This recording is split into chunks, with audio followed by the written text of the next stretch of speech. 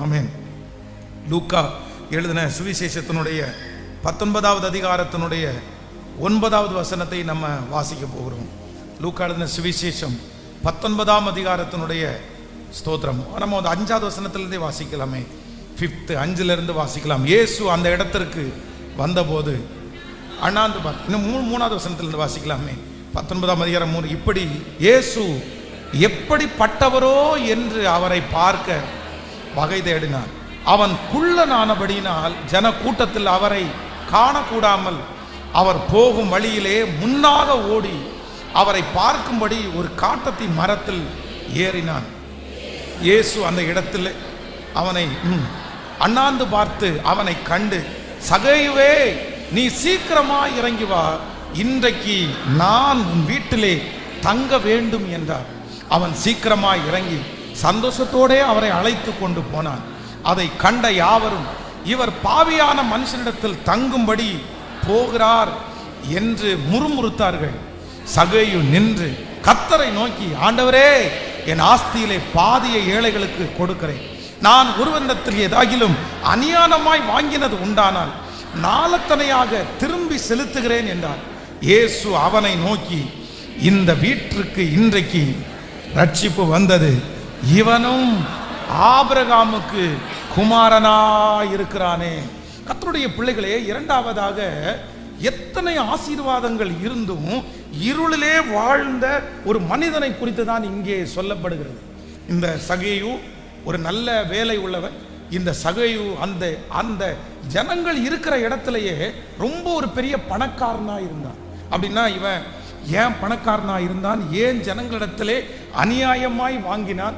சுற்றி இருந்த ஜனங்கள் எல்லாம் இவன் பாவி அப்படின்னு ஏன் சொன்னாங்க அப்படின்னு சொன்னா, இவனுடைய வாழ்க்கையில ஒன்று இருந்துச்சு. சரி, நம்ம வந்து ஒரு இடத்துல நம்ம நல்லா இல்லை, ஒரு இடத்துல எல்லாருமே நம்மளை வந்து வித்தியாசமா பார்க்குறாங்க, ஆனா இவங்க எல்லாருக்கும் முன்னாடியும் பணம் இருந்தாதான் நம்மளை மதிப்பாங்க, இவங்க எல்லாருக்கும் முன்னாடியும் நமக்கு ஒரு வேலை இருந்தாதான் நம்மளை மதிப்பாங்கன்னு சொல்லிட்டு அதிகமாய் தன்னுடைய வேலையிலையும் தன்னுடைய பணத்திலையும் அவன் வந்து ரொம்ப கான்சன்ட்ரேட் பண்ணான். வேதம் சொல்லுகிறது, இந்த மனுஷனுக்கு வந்து 2 விதமான பலவீனம் இருக்குது. ஒரு பலவீனம் என்ன அப்படின்னு சொன்னா, இவன் குள்ளனா இருந்தபடினால் பொதுவாகவே வந்து சிலருக்கு வந்து ரொம்ப உயரம் குறைவாக இருக்கிறவங்களுக்கு நிறைய பேருக்கு ரொம்ப இன்ஃபீரியாரிட்டி காம்ப்ளெக்ஸ் இருக்கும். அப்படின்னா தங்களை குறிச்சே அவங்களுக்கு வந்து ரொம்ப வருத்தமாக இருக்கும். அப்படின்னா அவர்கள் நிறைய பேர் வந்து உள்ளுக்குள்ளே வந்து ரொம்ப வருத்தப்பட்டுக்குவாங்க. நம்ம என்னமோ வந்து நல்லா இல்லை, எல்லாருக்கும் முன்னாடி நம்ம ரொம்ப குள்ளமாக இருக்கிறோம், எல்லாரையும் நம்ம தலை நிமிர்ந்து பார்க்க வேண்டியது இருக்குது. ஆனால் இந்த மனுஷனுக்கு வந்து எவ்வளோ ஆசீர்வாதங்கள் இருந்தும் இவர்கிட்ட இருக்கிற ஒரே ஒரு வீக்னஸ் என்ன அப்படின்னு சொன்னால், இவன் வந்து குள்ளமாய் இருந்தான். அவங்களுக்கு வந்து எங்கே போனாலும் எல்லா இடத்துலையும் சர்வே பண்ணுறதுக்கு ரொம்ப கஷ்டமாக இருக்கும். இந்த ரொம்ப ஹைட் கம்மியாக இருக்கிறவங்களுக்கு கஷ்டமாக இருக்கும். இந்த ஜபத்தில் கூட யாராவது ஒருத்தர் உங்களுடைய ஃபிசிக்கலை வச்சு நீங்கள் நிறைய பேர் ஒருவேளை ரொம்ப உங்களை நீங்கள் நல்லா இல்லாமல் நினைக்கலாம். இந்த சகேயு என்பவனுக்கு முதல் இருக்கிற இன்ஃபீரியாரிட்டி, தாழ்வு மனப்பான்மை. என்ன மனப்பான்மை அப்படின்னு சொன்னால், தன்னுடைய சரீரத்தை குறித்து அவனுக்கு ஒரு பெரிய கான்ஃபிடென்ட் அவனுக்கு இல்லை. நான் நல்லா இருக்கேன், நான் அழகாக இருக்கிறேன், எனக்கு ஆண்டவர் கண்ணை காலை கையெல்லாம் கொடுத்துருக்கிறாரு, என்னுடைய சரீரத்தில் இருக்கிற எல்லா அவயவத்தையும் கொடுக்குறாரு அப்படின்ற நம்பிக்கை இல்லாமல் தான் குள்ளனாய் இருந்தபடினால் அது அவனுக்கு ரொம்ப வந்து மனசுக்கு வருத்தமாக இருந்தது. யாராவது என்ன ஏதாவது சொல்லிடுவாங்களோ, என்ன தப்பாக பேசிடுவாங்களோ, என்ன குள்ளை பயல அப்படின்னு கூப்பிடுவாங்களோ, இதை குறித்து அவன் ரொம்ப வருத்தப்பட்டு இயேசுவை பார்க்கணுன்ற ஆசை இருக்கிறது. ஆனால் என்ன ஆசை இல்லை அப்படின்னா, நான் இயேசுவை பார்த்தா போதும், இயேசு என்னை பார்க்கணுன்ற ஆசை அவனுக்கு இல்லை. காரணம் என்ன இல்லை அப்படின்னா, இயேசு என்னை பார்த்தா கூட எப்படி நினைப்பார் அப்படின்னா, என்னை பார்த்து சந்தோஷப்படுற அளவுக்கு நான் இல்லை.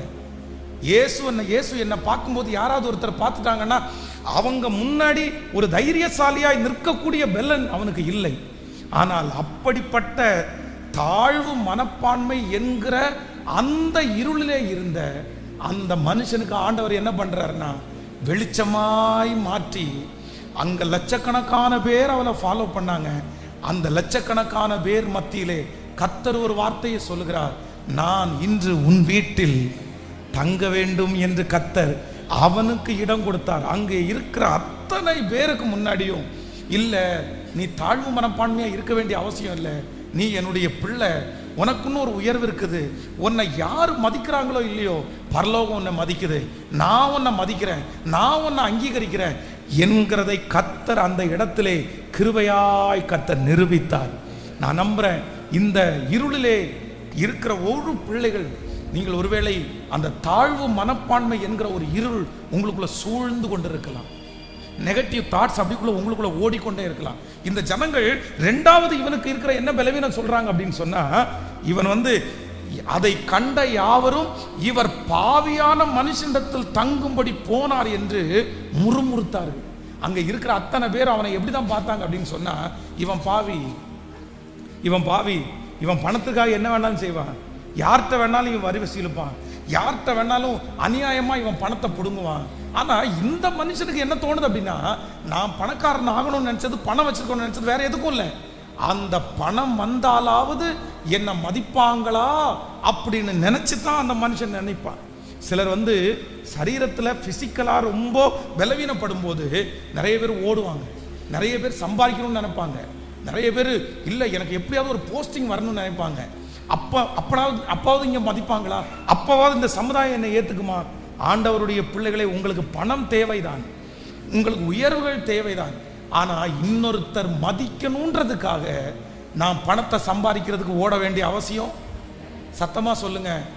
எனக்கு பணம் தேவை என்பதற்காக நான் ஓடுவது தவறல்ல, எனக்கு உயர்வு தேவை என்பதற்காக நான் முயற்சி எடுப்பது தவறல்ல. ஆனா இன்னொருத்தர் எனக்கு மதிக்கணும், அதுக்காக நான் பணத்தை தேடி போவேன் அப்படின்னு நீங்க நினைக்க வேண்டாம். மதிக்காத உலகம் உங்களை மதிக்க வேண்டான்னு நினைச்சா, பணம் இருந்தாலும் மதிக்காது, புகழ் இருந்தாலும் மதிக்காது. ஆனா இந்த இடத்துல கர்த்தர் ஒரு பாடத்தை கற்றுக் கொடுக்கிறாரு.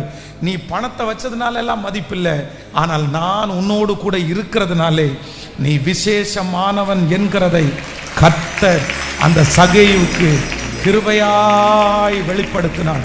இன்றைக்கு இந்த சத்தத்தை கேட்கிற உங்களுக்கும் கர்த்தர் வெளிப்படுத்துவாராக. உன் தாழ்வு மனப்பான்மையிலே நான் ஒரு வெளிச்சத்தை உனக்கு கட்டளை இடுவேன். இனி சொந்தங்களுக்கு முன்பாக தலை குனிந்து பேசுவது அல்ல, தலை நிமிர்ந்து கர்த்தர் பேச வைப்பார். இனி மற்றவர்களுடைய முகத்திற்கு மறைக்கிறவர்களாய் அல்ல, அவர்களுக்கு முன்பாக நீங்கள் போய் நின்று பேசக்கூடிய அளவிற்கு கர்த்தர் உங்களை தைரியப்படுத்துவாராக. கர்த்தர் வாக்கு கொடுக்கிறார்.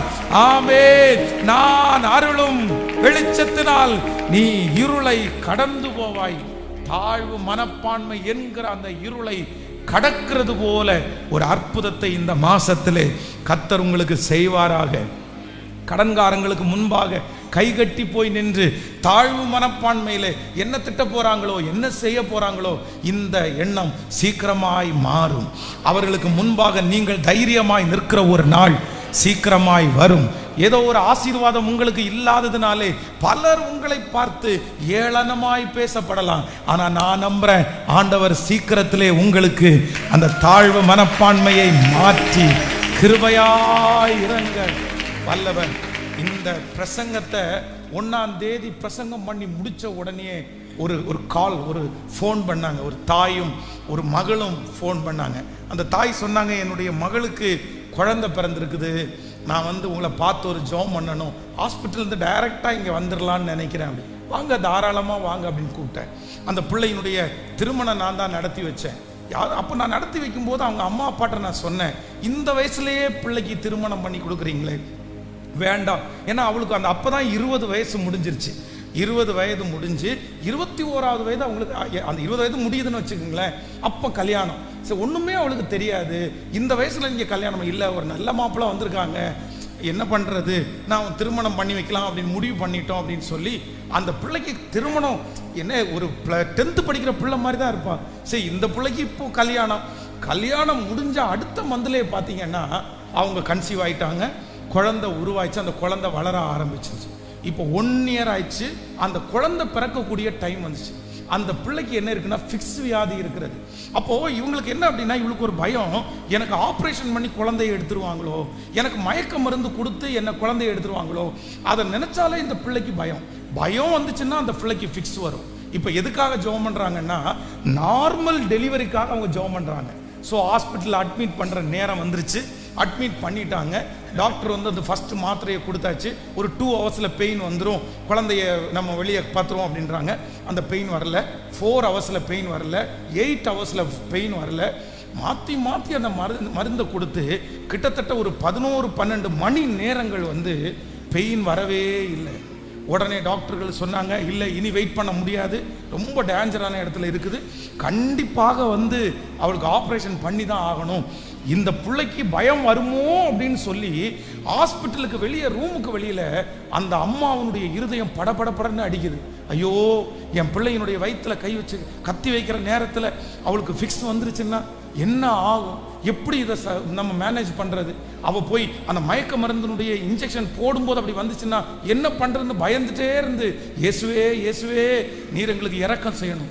இந்த பிள்ளை, நான் ரொம்ப சின்ன பிள்ளையா இருக்க ஆண்டவரே, இந்த பிள்ளைய பெத்தெடுக்கிறதுக்கு எனக்கு ஒரு பலனும் இல்லை, எனக்கு கத்தி பார்த்தா பயமாக இருக்குது, எனக்கு அந்த இன்ஜெக்ஷனை பார்த்தா பயமாக இருக்குது, என்ன பண்ணுறதுனே தெரியல அப்படின்னு அந்த பிள்ளைய படுக்க வச்சு உள்ள கொண்டு போகிறதுக்குள்ளாகவே அந்த 10-15 நிமிஷத்துக்குள்ள அகைன் அந்த பிரசவ வலி ஸ்டார்ட் ஆகி ஆப்ரேஷனே இல்லாமல் ஆண்டவர் நார்மலா அந்த குழந்தையை பெற்றெடுக்கும்படியாய் கர்த்தர் உதவி செய்தார்.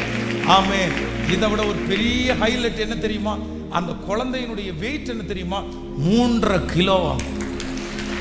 3.5 kg. 3.5 கிலோ அப்படின்றது நீங்க நார்மல் குழந்தை 2.5 கிலோ, 2.25, 3 கிலோ அது கூட ஓரளவு நார்மல் தான். ஆனா 3.5 கிலோன்றது ரொம்ப குண்டு குழந்தை.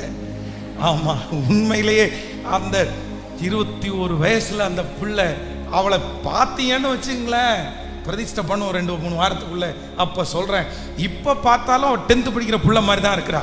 ஆனா குழந்தைய தூக்கிட்டு வர 3.5 கிலோ குழந்தை. பாத்தீங்களா? நான் நம்புறேன் ஆண்டவர் எப்படிங்க கைவிடுவாரு. ஹல்லேலூயா. சரீரம் பலவீனமான சரீரமா இருக்கலாம். இன்ஃபீரியாரிட்டி எனக்கு தான் பாஸ்டர் ரொம்ப அதிகமா இருக்குது. நான் ரொம்ப தாழ்வு மனப்பான்மையிலே இருக்கிறேன் பாஸ்டர். எனக்கு எத்தனை இருக்கலாம், எனக்கு என்ன ஆசீர்வாதம் இருந்தாலும் என்னால யாருக்கு முன்னாடியும் போய் நிற்கவே முடியல பாஸ்டர். என்ன அழகுன்னு எல்லாருமே சொல்றாங்க, ஆனா என் அழகை ரசிக்கிற அளவிற்கு எனக்கு ஒரு பெரிய தைரியம் எனக்குள்ள இல்லை. எனக்குள்ள தாழ்வு மனப்பான்மை இருக்குது, நிறைய இருக்குது. எல்லாரும் என்ன சொல்றாங்க, நீ ரொம்ப டேலண்டட் பர்சன்றாங்க, ஆனா நான் தாழ்வு மனப்பான்மையில இருக்கிறேன். உன் வீட்டிலேயே நீ தான் நல்ல பண்ற அப்படின்றாங்க, ஆனா நான் தாழ்வு மனப்பான்மையில் இருக்கிறேன். அதை ஏற்றுக்கொள்ளவே முடியாத அளவிற்கு நீங்களோ உங்களுடைய பிள்ளைகளையோ ஒருவேளை இந்த சகேயுவை போல நான் குள்ளனா இருக்கிறேன், யாருமே என்ன பாத்திரக்கூடாது, இந்த ஜனங்களை என்ன பார்க்க வேண்டாம். இந்த ஜனங்களை என்ன பார்த்தா தப்பா பேசுவாங்க, என்ன ரொம்ப அசிங்கமா பேசுவாங்க. ஏற்கனவே இவங்க எல்லாருக்கும் என் மேல ரொம்ப கோபம். இவன் இவ்வளவு குள்ளனா இருந்தாலும் பணம் சம்பாரிச்சுட்டானே, இவன் இவ்வளவு குள்ளனா இருந்தாலும் டாக்ஸ் ஆபீசரா இருக்கானே, எத்தனை பேர் அவன் மேல பொறாமப்பட்டிருப்பாங்க. இயேசு அவனுடைய வீட்டில் தங்கணும்னு போகும்போது இவன் வீட்டில் போயெல்லாம் ஏன் ஆண்டவரை தங்குறீங்க? அவங்களுக்கு அவன் பாவியான மனுஷனா இருக்கிறது பிரச்சனை இல்லை, இவ்வளவு குள்ளனா இருந்து இத்தனை சம்பாதிச்சான்ல, சமுதாயத்தில் இவ்வளவு ஒதுக்குனதுக்கு பிறகு இவ்வளவு சம்பாதிக்கிறான்ல அப்படின்ற அந்த ஆதங்கத்தில் நீ போகாதீங்க, நீங்க போகக்கூடாது, அவன் பாவியான மனுஷன், நாங்க எல்லாரும் அவனை ஒதுக்கி வச்சிருக்கிறோம். ஆனா ஆண்டவர் என்ன சொல்றாருன்னா, அப்பொழுது அவர் தீபம் என் தலையின் மேல் பிரகாசித்தது, நான் அருளின வெளிச்சத்திலே அவன் இருளை கடந்து போவான். இது அப்படியே நடக்க போகிறது. எழும்பு சீயோனே, எழும்பு, உன் வல்லமையை தரித்துக்கொள், நான் உன்னை புதிதும் கூர்மையுமான எந்திரமான பற்கள் ஆக்குவேன். நீ பாடினது போல மலைகளை மிதித்து நொறுக்கி குன்றுகளை நீ தவிடுபொடி ஆக்குவாய். உலகத்தில் இருக்கிறவனை விட உன்னுடைய இருக்கிறவர் பெரியவர். கர்த்தர் வாக்கு கொடுக்கிறார், இந்த இன்ஃபீரியாரிட்டி உனக்கு வேண்டாம், இந்த தாழ்வு மனப்பான்மை உனக்கு வேண்டாம். நீ எங்கள் கர்த்தருடைய கரத்திலே இருக்கிற அலங்காரமான கிரீடம். கையை உயர்த்தி சொல்லுங்க, இந்த வார்த்தையை நான் நம்புறேன், முழு பலத்தோடு. நான் இவ்வளவு குண்டா இருக்கிறேனே, எனக்கு என்ன பாஸ்டர் வாழ்க்கை அமையும்? பாஸ்டர், நான் இவ்வளவு ரொம்ப ஒல்லியா இருக்கிறேனே, எனக்கு எப்படி பாஸ்டர் வாழ்க்கை அமையும்? நான் இவ்வளவு படிப்புல குறைவா இருக்கிறேனே, எனக்கு சம்பளம் இவ்வளவு குறைவா இருக்குது, எனக்கு எப்படி பாஸ்டர், எனக்கு எப்படி கர்த்தர் செய்ய போறாரு? கர்த்தர் வாக்கு கொடுக்கிறாரு, அவன் பார்க்கிற விதமாய் நான் உன்னை பார்ப்பது இல்லை. உன்னை ரிஜெக்ட் பண்ணின அந்த குடும்பம் பார்க்கிற விதமாய், மகனே நான் உன்னை பார்ப்பது இல்லை, மகளே உன்னை வேண்டாம் என்று தள்ளின அந்த பையனுடைய குடும்பம் பார்க்கிற மாதிரி நான் உன்னை பார்க்கல. நான் உன்னை பார்க்கும் போதே இந்த நிக்கிற அத்தனை லட்சம் பேர்லையும், உங்க சொந்தக்காரங்க எல்லாத்திலையும், இந்த ஜனத்திற்கு எதிரே உன்னை விசேஷமானவனாய் நான் கண்டேன். நம்புறவங்க கைகளை மேல தட்டி ஆமென், முழு பலத்தோடு ஆமென், முழு பலத்தோடு ஆமென், முழு பலத்தோடு ஆமென். அப்பொழுது அவர் தீபம் என் தலையின் மேல் பிரகாசித்தது, அவர் அருளின வெளிச்சத்திலே நான் இருளை கடந்து போவேன். ஆமென். எல்லாரும் அப்படியே எழும்பி நின்று இந்த வார்த்தையை சொல்லிக்கொண்டே எழும்புங்கள். அப்பொழுது அவர் தீபம் என் தலையின் மேல் பிரகாசித்தது, அவர் அருளின வெளிச்சத்திலே இருளை கடந்து போவேன். சொல்லுங்கள், அப்பொழுது அவர் தீபம் என் தலையின் மேல் பிரகாசித்தது, அவர் அருளின வெளிச்சத்திலே இருளை கடந்து போவேன். இந்த மாதம் ஆண்டவர் கொடுக்கிற 2 வாக்குத்தத்தம். ஒன்று, நான் உன் எதிர்காலத்தை நிர்ணயம் பண்ணிவிட்டேன், உனக்கு ஒரு பெரிய எதிர்காலத்தை நான் உருவாக்குவேன், உனக்கான எதிர்காலத்தை நான் ஆரம்பிப்பேன், உனக்கான எதிர்காலத்தில் நான் உன்னை அமர பண்ணுவேன். நம்பர் 2, உனக்குள்ளே இருக்கிற எல்லா தாழ்வு மனப்பான்மையும் எடுத்து போட்டு பகைக்கிறவர்களுக்கு முன்பாக ஒரு பந்தியை ஆயத்தப்படுத்தி, வெறுக்கிறவர்களுக்கு முன்பாக ஒரு பந்தியை ஆயத்தப்படுத்தி, ஒதுக்கிறவர்களுக்கு முன்பாக உன் தலையை நான் நிமிர பண்ணுவேன். எத்தனை பேர் ஆமேன் சொல்லுகிறீர்கள்? எத்தனை பேர் ஆமேன் சொல்லுகிறீர்கள்? இந்த வாக்குத்தத்தம் நம் தலையின் மேலே அப்படியே நடக்க போகிறது. ஹalleluya. அவர் சர்வ வல்ல தேவனாய் இருப்பதினால் வார்த்தைகள் ஒன்றும் தரையிலே விழுவது இல்லை. எத்தனை பேர் ஆமோதிக்கிறீர்கள்? கரங்களை தட்டி அந்த பாடலை பாடிக்கொண்டே ஜெபித்து ஆயத்தமாக போகிறோம். ஹalleluya. எல்லாருடைய கரங்களையும் தட்டி praise the Lord.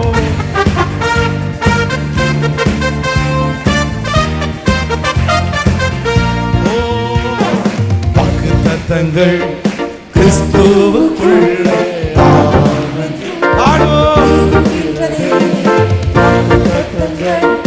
இயேசுவுக்குள்ளே சத்தமாய் வாக்குத்தத்தங்கள் கிறிஸ்துவுக்குள்ளே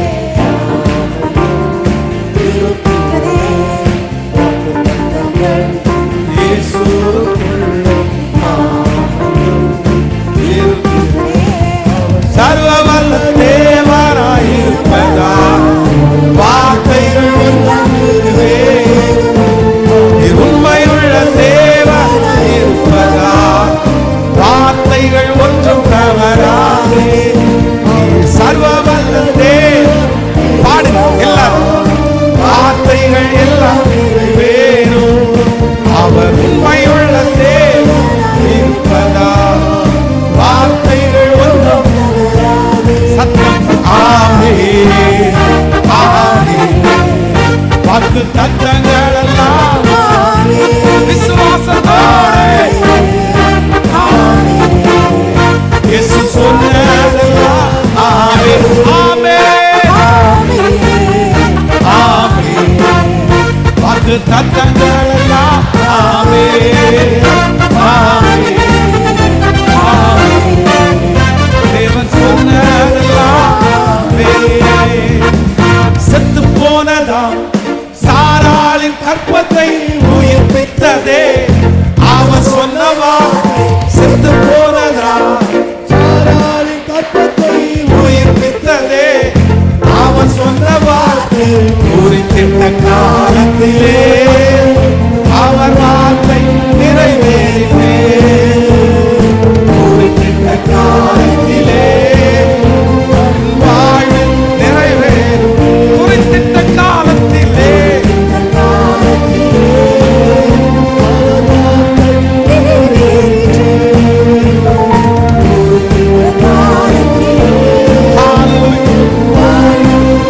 இப்ப கைகளை மேல ஆமென் ஆமென். இயேசு சொன்னதெல்லாம் ஆமென் ஆமென். இயேசு சொன்னதெல்லாம் ஆமென் ஆமென்